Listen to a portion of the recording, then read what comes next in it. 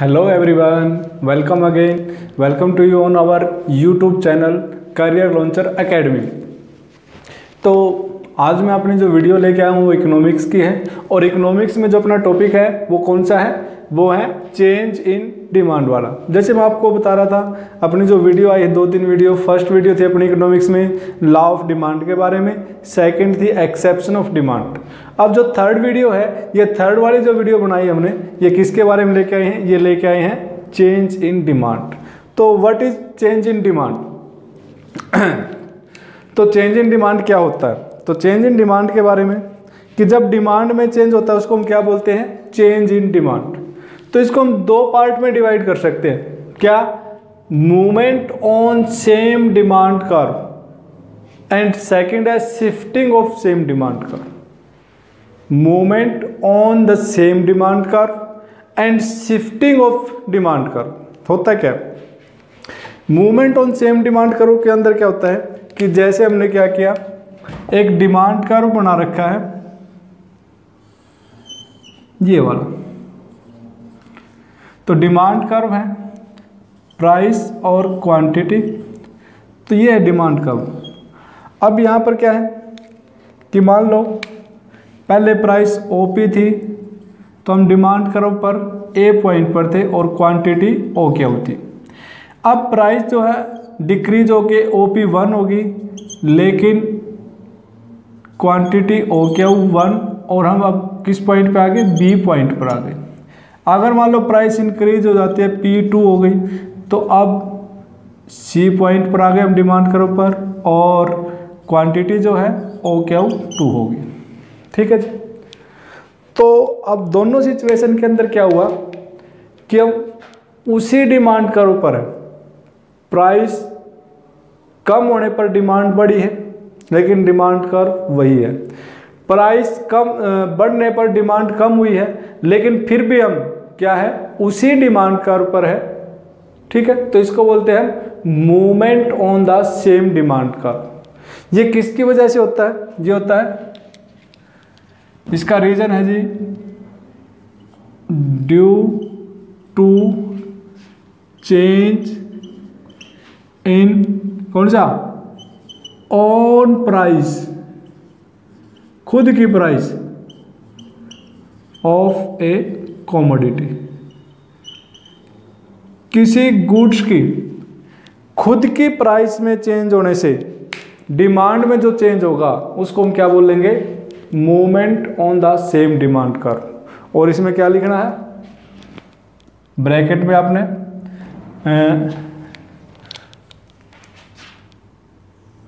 Other factors remain same, कि जो other factor है वो सेम रहेंगे। तो what is movement on the demand curve? कि due to change in on price while other factor remain constant, कि other factor अगर कांस्टेंट होंगे और प्राइस में अगर चेंज होगा खुद के अपने प्राइस में, तो उस वजह से डिमांड में जो भी चेंज होगा तो उसको बोलते हैं movement on the same demand curve. अब ये दो तरह का हो सकता है। क्या? Number 1, contraction of demand. Demand का कॉन्ट्रैक्शन कैसे होगा कि जब किसी गुड्स की खुद की प्राइस इंक्रीज होगी, उसकी वजह से डिमांड में जो कमी आएगी उसको हम क्या बोलेंगे? Contraction of demand. तो कॉन्ट्रैक्शन ऑफ डिमांड किसकी वजह से होगा? इंक्रीज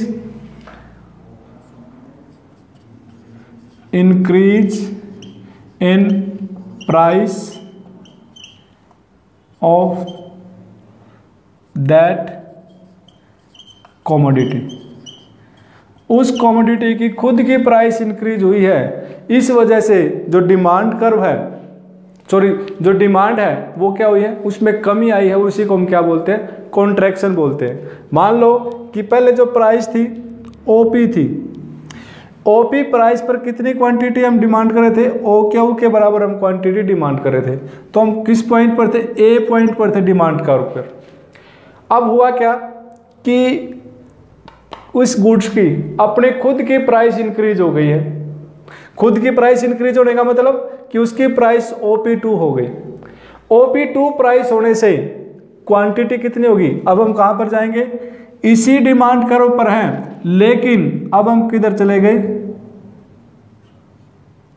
ऊपर की तरफ, A से C पॉइंट की तरफ चले गए, ठीक है। और यहां से क्वांटिटी क्या हो जाएगी? डिक्रीज हो जाएगी। तो A पॉइंट से C पॉइंट तक जो जाना है इसको हम क्या बोलते हैं? कॉन्ट्रैक्शन, ठीक है। कि डिमांड कर्व पर आप ऊपर की तरफ शिफ्ट करोगे, रहोगे उसी डिमांड कर्व पर, लेकिन ऊपर की तरफ मूव करेंगे, क्या करेंगे? मूव करेंगे। तो जब हम सेम डिमांड कर्व पर प्राइस इंक्रीज होने की वजह से ऊपर की तरफ मूव करते हैं तो इसको क्या बोलेंगे? Contraction of demand. ओके। फिर है expansion of demand.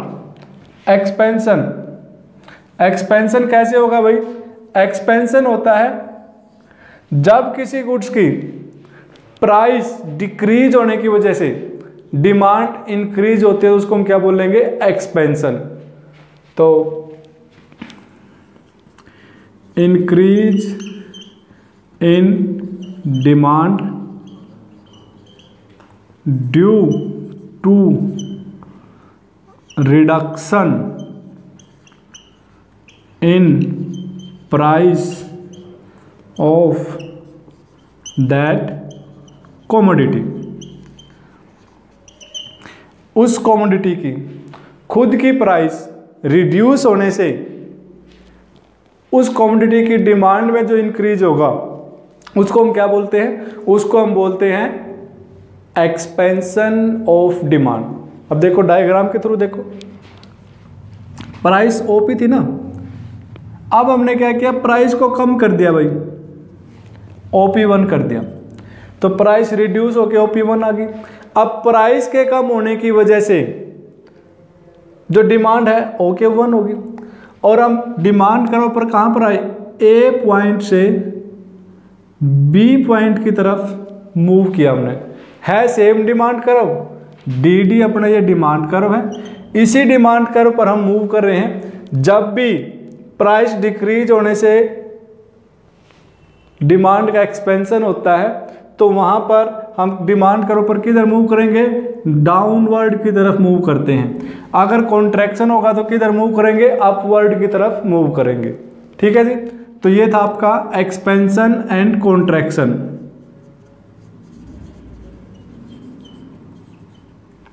Expansion and contraction. तो यहां पर मूवमेंट किस पे है? सेम डिमांड कर्व पर, कि डिमांड कर्व वही है, डिमांड कर्व में कोई चेंज नहीं आएगा, एक ही डिमांड कर्व है, दूसरा डिमांड कर्व नहीं बनेगा यहाँ पर, ठीक है। इसी डिमांड कर्व पर क्या हम ऊपर नीचे मूव करते रहेंगे, इसको इसी वजह से हम बोलते हैं movement on the same demand curve. Okay, understand? I hope आप सभी को क्लियर हुआ होगा अभी तक कि भाई movement on the same demand curve क्या है, कि अपनी प्राइस, खुद की प्राइस जो है वो चेंज होने की वजह से डिमांड में जो चेंज होगा उसको हम क्या बोलते हैं? Movement on the same demand curve. अब ये दो तरह का होता है, क्या क्या? Contraction of demand and expansion of demand. Contraction of demand क्या होगा? कि जब गुड्स की अपनी प्राइस इंक्रीज होगी और उसकी वजह से डिमांड में जो कमी आएगी उसको हम क्या बोलते हैं? Contraction of demand.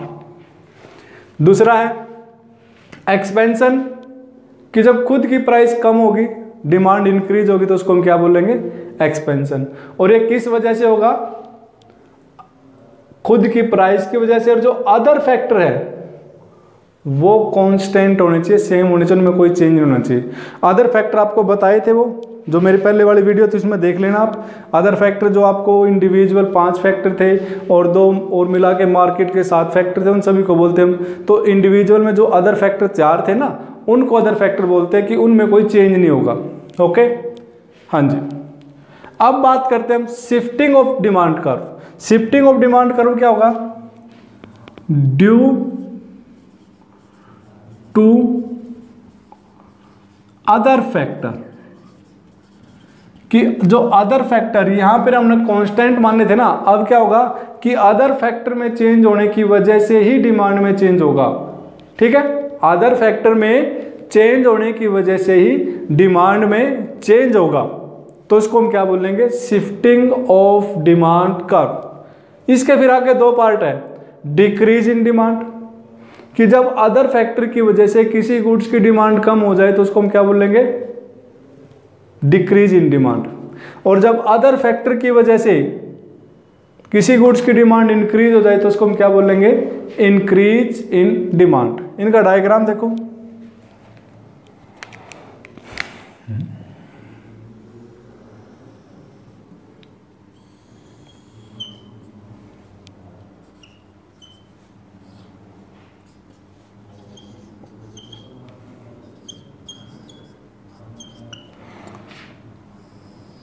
मान लो ये डिमांड कर्व है डी डी,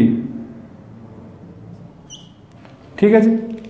डी डी क्या है, एक डिमांड कर्व है। अब अज्यूम करते हैं कि प्राइस जो है वो ओपी है, क्या है, ओपी प्राइस है। अब ओपी प्राइस पर ये डिमांड कर्व को ए पॉइंट पर इंटरसेक्ट करती है, यहाँ से क्वांटिटी कितनी आएगी, ओके, ठीक है जी, ओके क्वांटिटी आ गई। अब हुआ क्या कि प्राइस में तो कोई चेंज नहीं हुआ, अगर प्राइस में चेंज होगा फिर तो इधर आएंगे हम। अब क्या उसकी अपनी प्राइस में चेंज नहीं हुआ, लेकिन जो अदर फैक्टर थे वो चार, कंज्यूमर की income, taste and preferences, related goods की प्राइस में चेंज हो गया, ठीक है। उसकी वजह से क्या हुआ कि उस गुड्स की डिमांड डिक्रीज होगी। जैसे एग्जांपल ले सकते हो आप कि आप कोरोना टाइम में जैसे किसी गुड्स की प्राइस पहले भी मान लो 100 रुपीज़ थी, 100 रुपीज़ में 10 यूनिट उसकी परचेज कर रहे थे। अब भी उसकी प्राइस तो 100 रुपीज़ ही है, लेकिन कोरोना टाइम की वजह से, कोरोना काल की वजह से हमारी जो इनकम है, जो कंज्यूमर की इनकम है, वो इनकम डिक्रीज होगी। और इनकम डिक्रीज होने से वो 100 रुपीज़ प्राइस पर भी क्या है, उसकी 10 यूनिट की बजाय 8 यूनिट परचेज करता है। तो यानी कि प्राइस में कोई चेंज नहीं हुआ, प्राइस वही है, लेकिन फिर भी सेम प्राइस पर अगर कंज्यूमर डिमांड कम करता है तो इसी को हम क्या बोलते हैं, डिक्रीज इन डिमांड। और ये किस वजह से होगा, due to change in other factor. जैसे कंज्यूमर की इनकम डिक्रीज करगी, इस वजह से कंज्यूमर क्या करता है, उसी प्राइस पर उस गुड्स की डिमांड को कम कर देता है। जैसे मान लो ये OQ1 के बराबर डिमांड करता है, प्राइस OP ही है,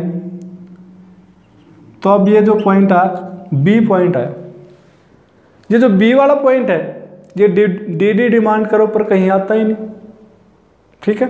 तो इसके लिए क्या करेंगे, हम अलग से एक डिमांड कर्व ड्रा करेंगे,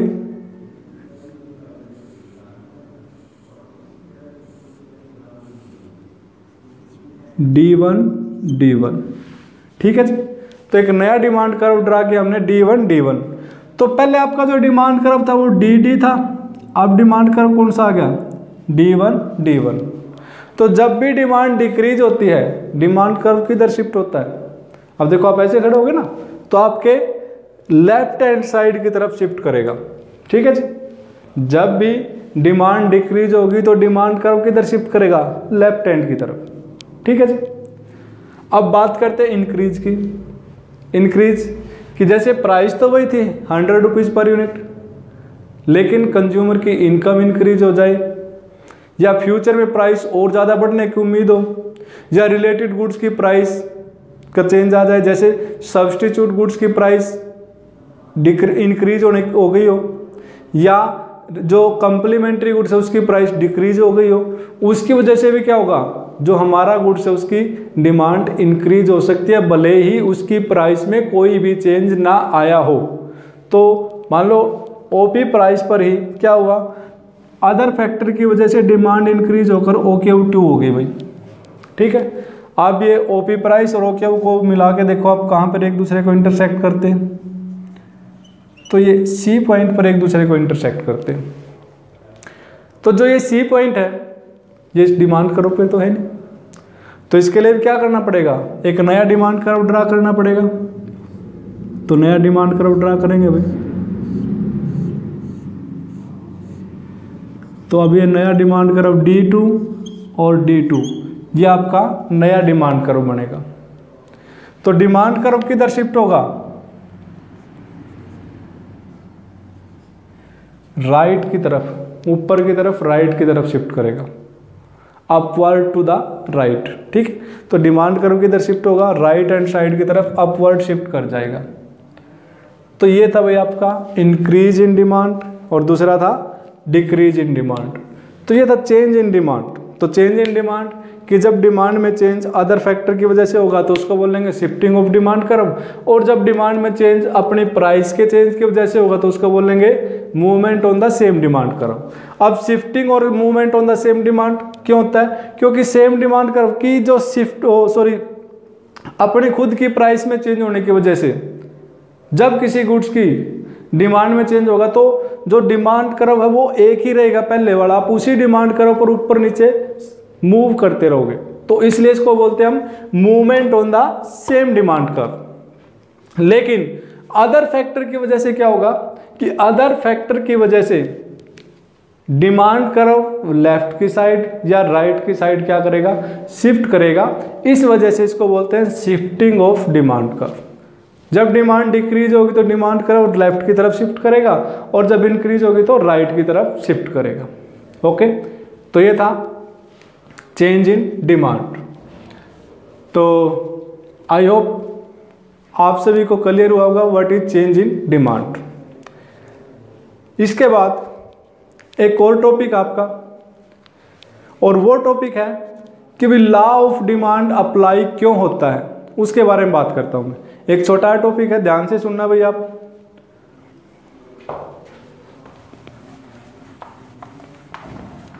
Y law of demand apply किस लिए होता है?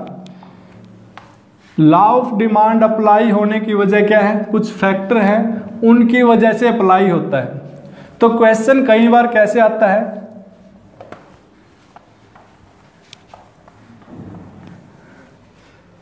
जैसे एक क्वेश्चन बनता है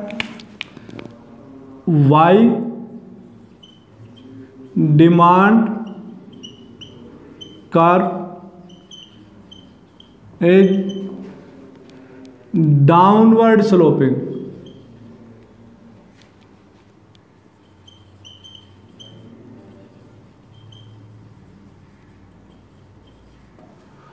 डाउनवर्ड स्लोपिंग क्यों होता है भाई डिमांड कर्व? अगर इस तरह से क्वेश्चन आए तो इसके बारे में आप आंसर कैसे दोगे, और अगर क्वेश्चन आए कि why law of demand apply होता है उसका अलग बताऊंगा कैसे आंसर देना। तो जब इस तरह से होता है तो देखो आपने देखा होगा कोई डिमांड कर्व कैसा बनता है आपका, डिमांड कर्व बनता है उसकी ये वाली शेप होती है इस तरह से, डाउनवर्ड स्लोपिंग होता है। क्यों होता है? क्योंकि इधर प्राइस है इधर क्वांटिटी है, ठीक है। तो इस डायग्राम से क्या निष्कर्ष निकलता है, क्या इंटरप्रिटेशन कर सकते हो आप? इससे हम ये इंटरप्रिटेशन करते हैं कि डिमांड प्राइस और क्वांटिटी में क्या है, इनवर्स रिलेशनशिप है, नेगेटिव रिलेशनशिप है। इस वजह से डिमांड कर्व कैसा हो गया, डाउनवर्ड स्लोपिंग, ठीक है। तो आपको अगर इसका आंसर देना तो आप क्या कहोगे, why demand curve is downward sloping. क्यों? सिंस देयर इज क्या है, inverse relationship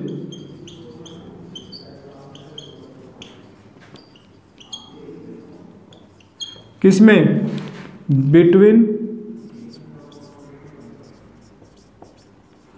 price and demand, कि प्राइस और डिमांड में क्या है, इनवर्स रिलेशनशिप है। इस वजह से डिमांड कर्व कैसा होता है, डाउनवर्ड स्लोपिंग, ठीक है।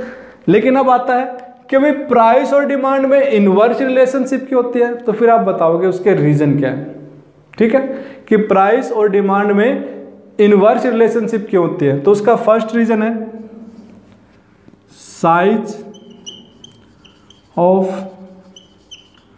कंज्यूमर्स ग्रुप, कि भाई कंज्यूमर के ग्रुप का साइज कैसे होता है। देखो मान लो, अब बात करते हैं एक सोसाइटी है उसमें 100 फैमिली है, ठीक है जी। तो 100 फैमिली, उसमें किसी की इनकम ज़्यादा है किसी की कम है। तो बात करते हैं ऑनियन की प्राइस की। ऑनियन की जो प्राइस थी वो 20 रुपीज़ पर केजी था। कितना था? 20 रुपीज़ पर केजी। तो 20 रुपीज़ पर केजी पर जितने भी फैमिली थे 100 के 100 फैमिली उसको परचेज करे थे। हर फैमिली की जो रिक्वायरमेंट थी 1 केजी की थी, तो इसका मतलब 100 केजी की डिमांड हो रही थी।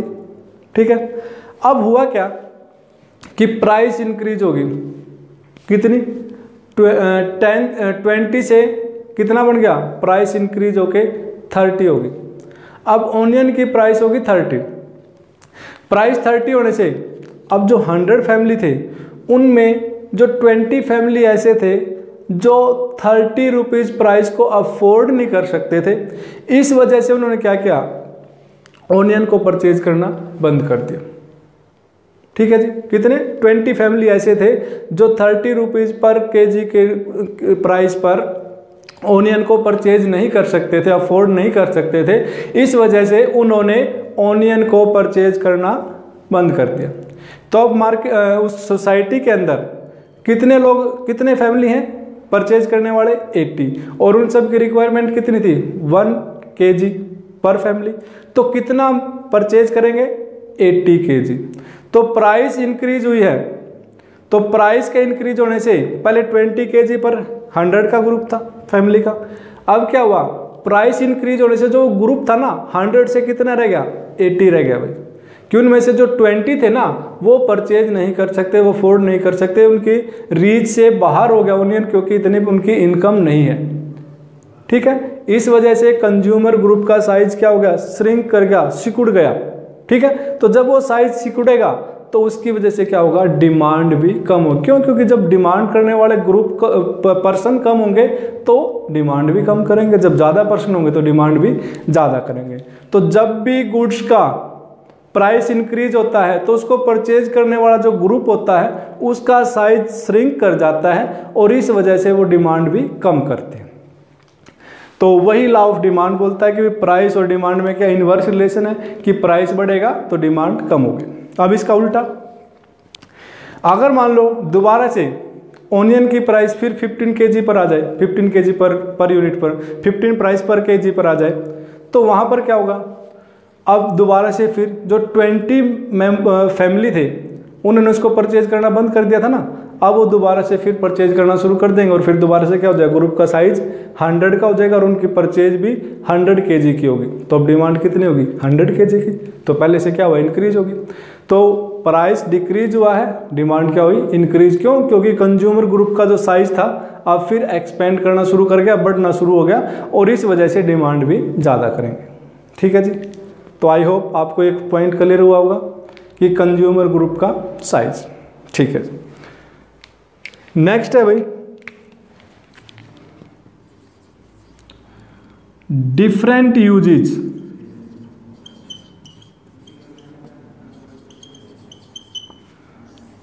डिफरेंट यूजेज, अब कुछ गुड्स ऐसे होते हैं जिनके बहुत सारे यूज होते हैं। जैसे आप एग्जांपल लेते हैं, बड़ा ही कॉमन एग्जांपल है मिल्क का, दूध का।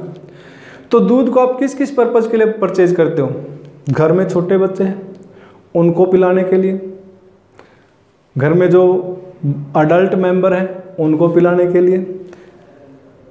अच्छा, फिर उससे आपने दही बनानी है, मक्खन बनाना है, लस्सी बनानी है, पनीर बनाना है, ये सारे यूज हैं। ठीक है, तो अगर दूध की प्राइस बहुत ज़्यादा होगी, बहुत ज़्यादा हाई होगी, तो आप क्या करोगे, जो ज़्यादा इम्पोर्टेंट यूज है सिर्फ उसी पर्पज़ के लिए दूध को परचेज करोगे।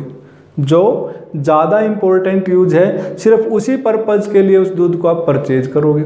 ओके, तो अब ज़्यादा इम्पोर्टेंट क्या है, बच्चे को पिलाना, तो आप थोड़ी मात्रा में दूध को परचेज करोगे।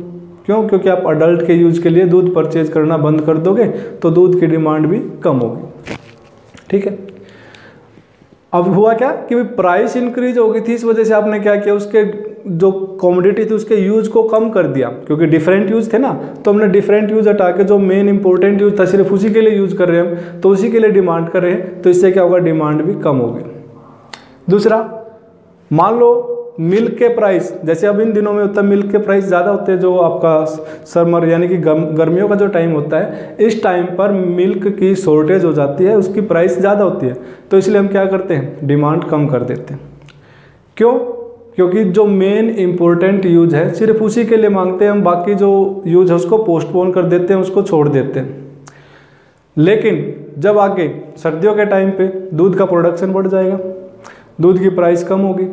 अब दूध की प्राइस कम है तो अब क्या करेंगे हम, जितने भी पर्पज़ थे सभी पर्पज़ों के लिए उसको परचेज करना स्टार्ट कर देंगे, बच्चे को पिलाने के लिए भी, अडल्ट के लिए भी, और आप उसका मक्खन बनाने के लिए भी, दही बनाने के लिए भी, लस्सी बनाने के लिए भी, पनीर बनाने के सब पर्पज़ के लिए परचेज करोगे। तो उससे क्या होगा, डिमांड ज़्यादा करोगे, ज़्यादा मात्रा में परचेज करोगे तो प्राइस डिक्रीज होगी तो डिमांड क्या करोगे, ज़्यादा, और प्राइस इंक्रीज होगी तो डिमांड कम होगी।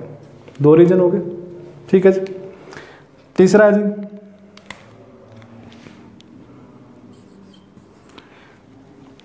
Size of consumer group, different uses, और थर्ड है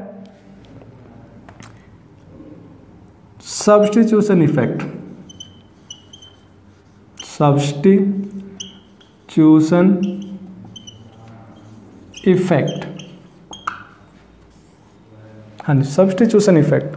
सब्स्टिट्यूट गुड्स आपको पता है, जैसे इंडिया के अंदर टी और कॉफ़ी, ये दोनों क्या हैं, सब्स्टिट्यूट गुड्स है। तो हम बात करते हैं टी का डिमांड करो कैसा होगा, डाउनवर्ड स्लोपिंग है, या टी की जो प्राइस है और इसकी जो क्वांटिटी है इसमें क्या है, इन्वर्स रिलेशन है। तो क्यों है उसका रीजन बताते हैं। टी का जो सब्स्टिट्यूट है वो कॉफ़ी है, ठीक है। तो मान लो टी की जो है प्राइस इंक्रीज होगी, टी का मान लो एक कप जो था पहले 10 रुपीज़ का था, अब 15 रुपीज़ का हो गया। तो 10 रुपीज़ से 15 रुपीज़ का होने से अब कुछ पर्सन क्या करेंगे कि भाई टी तो महंगी होगी, इसकी बजाय क्या करते हैं हम कॉफ़ी को परचेज करना शुरू कर देते हैं, ठीक है। तो कॉफ़ी को जब आप परचेज करना शुरू करोगे, कॉफ़ी को कंज्यूम करना शुरू करोगे तो टी की डिमांड कम करोगे, ठीक है। तो यानी कि टी को किसके साथ सब्स्टिट्यूट करोगे, कॉफ़ी के साथ। तो टी के बजाय क्या यूज करना शुरू कर देंगे हम, कॉफ़ी। तो कॉफ़ी को कंज्यूम करना शुरू कर देते हैं। तो इससे क्या हुआ कि टी को आपने सब्स्टिट्यूट कर दिया कॉफ़ी के साथ, ओके। तो जब टी की प्राइस इंक्रीज हुई तो वो अपने सब्स्टिट्यूट गुड्स की तुलना में महंगा हो गया, इस वजह से हमने उस सब्स्टिट्यूट गुड्स को यूज करना शुरू कर दिया और टी की डिमांड को कम कर दिया, ठीक है जी। तो प्राइस इंक्रीज, डिमांड कम हो। अब दूसरा एग्जांपल, टी की प्राइस कम होगी, मान लो 7 रुपीज़ पर कप हो गई। अब क्या किया आपने, जो लोग टी परचेज कर रहे थे वो तो हैं जो टी कंज्यूम करने वाले, अब कुछ लोग थे जो कॉफ़ी कंज्यूम करने वाले थे, उन्होंने देखा भी टी की प्राइस तो बहुत कम है, ठीक है। उन्होंने क्या देखा कि भाई टी की प्राइस तो बहुत कम होगी, तो वो कॉफ़ी को छोड़ के कॉफ़ी के बजाय किसका यूज करना शुरू कर देंगे, टी का यूज करना शुरू कर देंगे। जब वो टी का यूज करेंगे तो टी की डिमांड क्या होगी, इंक्रीज होगी। तो टी की प्राइस को डिक्रीज होने से अब टी का यूज किसके लिए करने लगे, उसके सब्स्टिट्यूट गुड्स की जगह से उसका यूज करना स्टार्ट कर दिया, इस वजह से टी की डिमांड इंक्रीज होगी, ठीक है। तो इसको बोलते हैं सब्स्टिट्यूशन इफेक्ट। क्या बोलते हैं, सब्स्टिट्यूशन इफेक्ट। फोर्थ है जी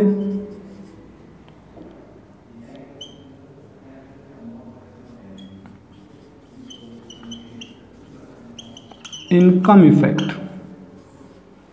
इनकम इफेक्ट, इनकम आपकी दो तरह के होते हुए, एक मॉनेटरी इनकम, एक रियल इनकम।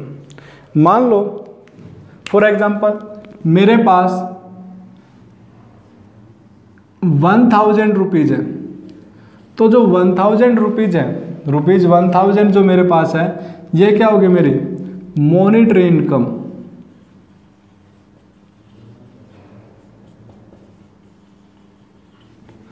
ठीक है। ये क्या होगी, मॉनेटरी इनकम। तो जो 1000 रुपीज़ है वो मेरी मॉनेटरी इनकम। अब इस 1000 रुपीज़ से मान लो एप्पल जो है 100 रुपीज़ पर केजी है, तो मैंने क्या किया 10 केजी एप्पल खरीद सकता हूँ, तो 10 केजी एप्पल, ठीक है। तो ये मेरी क्या होगी, रियल इनकम, ठीक है। 1000 रुपीज़ मेरी मॉनेटरी इनकम है। अब इस 1000 रुपीज़ से मैं 10 kg एप्पल परचेज कर सकता हूँ, तो जो 10 kg एप्पल है वो मेरी रियल इनकम है। तो दूसरे शब्दों में क्या होता है, what is real income? Real income is purchasing power of, क्या? Purchasing power of monetary income is called real income. दोबारा सुनो, what is real income? The purchasing power of monetary income is called real income. यानी कि monetary income से आप कितना goods purchase कर सकते हो, उसी को हम क्या बोलते हैं? रियल इनकम बोलते हैं। ठीक है जी। अब मैंने बताया था भाई जो एप्पल है वो 100 रुपीज़ पर केजी का था, तो हम कितना परचेज करे थे? 10 kg। तो मेरी रियल इनकम कितनी है? 10 kg एप्पल। अब हुआ क्या कि एप्पल की जो प्राइस है वो 250 पर केजी हो गई। प्राइस क्या होगी? 100 से इंक्रीज होकर कितना हुआ? 250 पर केजी। अब 250 पर केजी होने से मैं कितना परचेज कर पाऊंगा? क्योंकि मेरी मॉनेटरी इनकम तो उतनी है, कितनी?